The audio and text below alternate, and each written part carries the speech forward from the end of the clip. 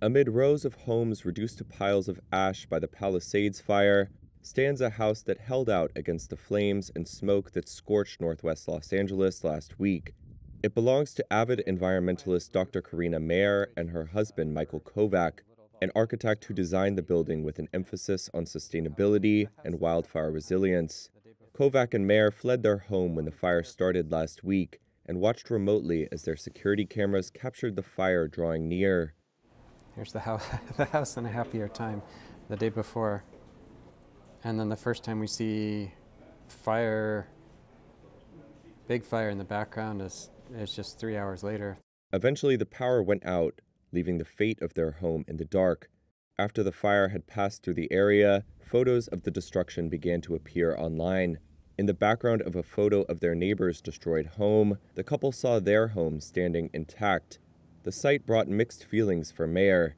It really does look like an apocalypse or a war zone, with everything in ash and rubble and still fires smoldering and smoking and burning, and seeing our house standing there. So there is a bit, I guess, of survivor's guilt, if you want to use that term. And I mean, we're proud and happy and that our efforts paid off, but we never imagined a scene so stark as this.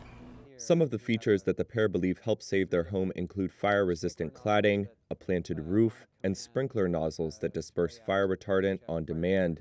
In addition, they incorporated what is called defensive space around their home.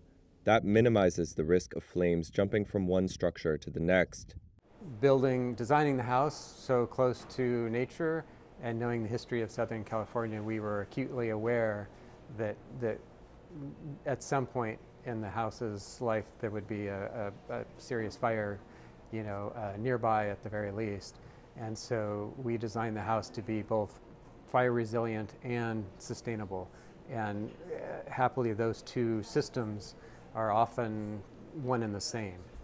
The Palisades fire is one of many to ravage Los Angeles in the past week, leaving at least 24 dead and an estimated 12,000 structures damaged or destroyed. The firestorm is already the costliest in U.S. history in terms of insured losses. A Herculean rebuilding effort lies ahead, likely to cost billions of dollars. As that recovery begins, Kovac and Maher hope that society will take seriously the threats of climate change and extreme weather events and come up with smarter, realistic solutions. We're not going to turn the climate ship around anytime soon, so in the meantime, whether it's dealing with floods in the southeast or hurricanes or wildfires in California, we have to be realistic about what those threats are and design accordingly.